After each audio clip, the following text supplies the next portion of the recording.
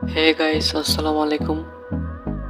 তো আজকে ভিডিওটা হচ্ছে মূলত কিভাবে প্রফেশনালভাবে কম্পিউটার ছাড়াই ফটোশপের মাধ্যমে যেভাবে ইউটিউব থাম্বনেল তৈরি করা হয় সেম কাজটাই মোবাইলে করে দেখাবো।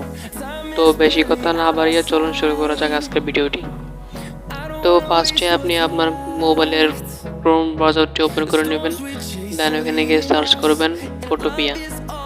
তারপর প্রথম যে লিঙ্কটা আছে সেটাতে ক্লিক করবেন, একটু লোডিং নেবে। তারপর নিচে নামলে দেখবেন যে অ্যাপটি চলে আসছে, কিন্তু এটা হচ্ছে ব্রাউজারে। সো এটা আমাদের ফোনে অ্যাপ হিসাবে কীভাবে ডাউনলোড করব তা দেখাচ্ছি। উপরের লাইনে গিয়ে থ্রি ডটে ক্লিক করবেন, দেন দেখেন লেখা আছে ইনস্টল অ্যাপ। এখন আপনি আপনার অ্যাপটি ওপেন করে নেবেন, টাচ করবেন new project, with 1280, height 720, DPA 72, create. এখন আপনি যে ছবিটি এডিট করতে চাচ্ছেন সেই ছবিটি এখানে ওপেন করে নেবেন। ফাইল অপশনে যাবেন, দেন ওপেন অ্যান্ড প্লেস। তারপর আপনার গ্যালারি থেকে আপনি আপনার কাঙ্ক্ষিত ছবিটি সিলেক্ট করে নেবেন। তো আমি সিলেক্ট করে নিয়েছি। এবার আমি আমার এই ছবিটির ব্যাকগ্রাউন্ড ছাড়া একটা ছবি নিব। তো আপনি যদি এক ক্লিকেই ছবির ব্যাকগ্রাউন্ড রিমুভ করতে চান তাহলে অবশ্যই আমার ডেসক্রিপশনে দেওয়া লিঙ্ক থেকে লিঙ্কটা ক্লিক করে ভিডিওটা দেখে আসবেন।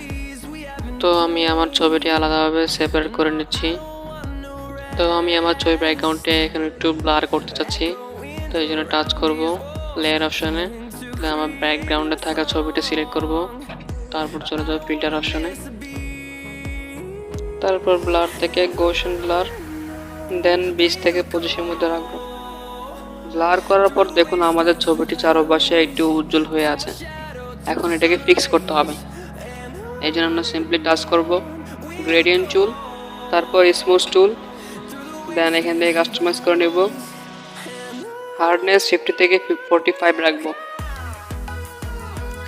তারপর যে অংশটা ব্লার হয়ে আছে মানে একটু উজ্জ্বল হয়ে আছে সেই অংশটা ভিতরের দিকে টেনে দিব।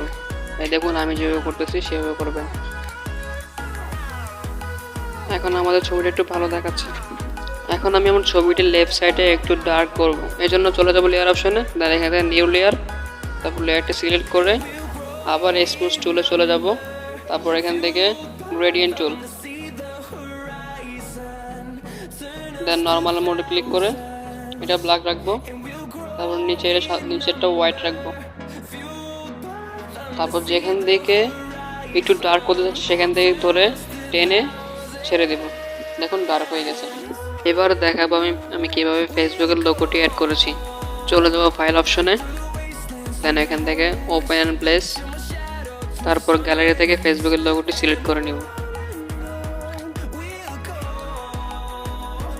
তারপর একটু কাস্টমাইজ করে ছোট বড় করে নিয়ে নিজের মতো করে রেখে দেবো, বেশি বড় করবো না বেশি ছোট করবো না। এখন এই ফেসবুকের লোগোটার জন্য একটু ফুটে ওঠে সেই জন্য কিছু ইফেক্ট অ্যাড করব। এই জন্য চলে যাবো লেয়ার অপশনে, দেন ফেসবুকের থাকা লেয়ারটি সিলেক্ট করে ইফেক্ট অপশনে গিয়ে আউটার গ্লোতে ক্লিক করব। তারপর গ্রেডিয়েন্ট কালার সিলেক্ট করে ফেসবুকের লোগোটিতে ক্লিক করব, দেন এখান থেকে ওকে দিয়ে তারপর অপোজিটটা 88 রেখে দিব, সাইজটা 200 করে দিব, দেন এখান থেকে ওকে দিব। এখন দেখুন আমার ফেসবুকের চারপাশে একটি ইফেক্ট হয়ে গেছে। এখন আমার ছবিটি একটু কালার করব, এই জন্য আবার লেয়ার অপশনে চলে যাব, দেন আমার ছবিটি সিলেক্ট করব, চলে যাব ফিল্টার অপশনে, ক্যামেরা রো, প্রিন্টটা একটু বাড়িয়ে দিব, তারপর টেম্পারেচার একটু কমিয়ে দিব, তারপরে এক্সপোজ একটু বাড়িয়ে দিব, দেন একটু নিচে নেমে কন্ট্রাস্টটা বাড়িয়ে দিব, তারপর ভাইব্রেন্স একটু বাড়িয়ে দিব, দেন ওকে সিলেক্ট করব। এবার আমি আমার ব্যাকগ্রাউন্ডে থাকা ছবিটা একটু এডিট করব, এই জন্য আবার চলে যাব লেয়ার অপশনে, তারপর ব্যাকগ্রাউন্ডে ইমেজটি সিলেক্ট করব, দেন ফিল্টার, তারপর ক্যামেরা রো। তারপর যেহেতু ব্যাকগ্রাউন্ডের ছবিটা একটু ডার্ক হলে ভালো হয় সেজন্য এক্সপোজটা একটু কমাই দিব, কন্ট্রাস্টটা বাড়িয়ে দেব, এন্ড ভাইব্রেন্স একটু বাড়িয়ে দেব, তারপর ওকে সিলেক্ট করব। এখন দেখুন আমার ব্যাকগ্রাউন্ডের ছবিটি ডার্ক হয়ে আছে। সো এখন আমি যদি কোনো কিছু লিখি তাহলে ভালোভাবে সেটা ফুটে উঠবে। তো যেহেতু আমি কিছু লিখবো সেজন্য সবার উপরে লেয়ারটি সিলেক্ট করব, তারপর একটি ফোল্ডার ক্রিয়েট করব যেখানে আমার সবগুলো টেক্সট থাকবে। তারপর টেক্সট টুল সিলেক্ট করে কালার অপশনে গিয়ে আমার প্রথম লেখাটি হোয়াইট দেব, তাই হোয়াইট করে নিলাম। তারপর সাইজটা একটু বাড়িয়ে নিলাম, কারণ যেখানে লিখবো সেখানে একটু সিলেক্ট করে দেব। লিখলাম FACEPOOK ফেসবুক। ফেসবুক লেখাটি প্রথমে একটু ছোট বড় হতে পারে, সো আপনারা নিজেদের মতো করে কাস্টমাইজ করে নেবেন। তো আমি কাস্টমাইজ করে নিয়েছি। এখন আমি কিছু বাংলা লেখা অ্যাড করব, সেজন্য চলে যাব ক্যারেক্টার টুলসে, তারপর এখানে সিলেক্ট করে লোড ফন্টে ক্লিক করব, দেন আপনার ফন্টটি আপনি অ্যাড করে নেবেন। তো আমি আমার যে ফন্ট অ্যাড করেছি সেটার নাম হচ্ছে লিপি মল্লিকা। তো আমি ফাইন্ড অপশন থেকে সার্চ করে নিলাম, দেন সিলেক্ট করব টেক্সট টুল, তারপর যেখানে লিখবো সেখানে টাচ করে আমার লেখাটি লিখে নেব। দেন প্রোফাইল লেখাটাতে আবার সিলেক্ট করে একটু নিচে নামিয়ে আনবো, নিজের মতো করে কাস্টমাইজ করে নেব এবং কালারটা আমি দিব অরেঞ্জ কালারের মতো। তারপর নিচে আবার টাচ করে লিখব থেকে ইনকাম, লিখে নিচ্ছি। আর এটার কালার দিব আমি হোয়াইট কালার, একটু ছোট বড় করে নিচ্ছি নিজের মতো করে। এটা হোয়াইট কালার দিয়ে ওকে দিব।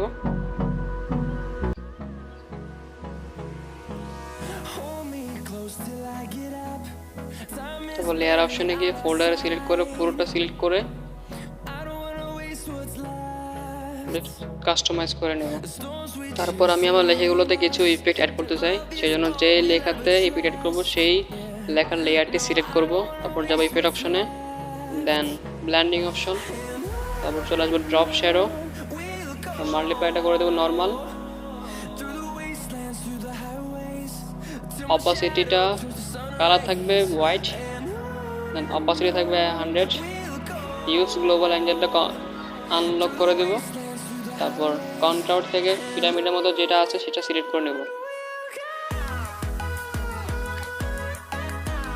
সাইজটা একটু বাড়িয়ে দিব, স্পিডটা 72 থেকে 85 রেখে দেব, আর সাইজটা 19 রেখে দেব। তারপর ওকেতে সিলেক্ট করব।